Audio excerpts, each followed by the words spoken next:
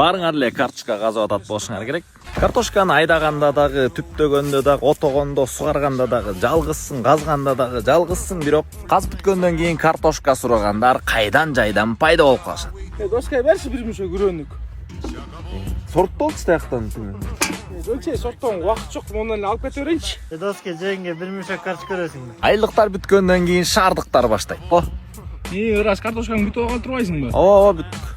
Бизге бир 2 мүшөк салып бияктан сатып жеп атабыз. Картошкалар чоң болсо да, кичинекей болсо да, орточо болсо дагы ар бирөөнүн өзүнүн орду бар. Майда картошкалар мундир болуп пирожкиге кетет же малга берилет. Кийинки категориядагылар булар үрөндүк. Үрөндүктөрдү биз депозит деп коебуз. Банктагы сыяктуу өзүнүн процентин туй берет. Андан кийинки категориядагылар отборныйлар, красавчиктер. Булар сатыкка кетет же жээлет.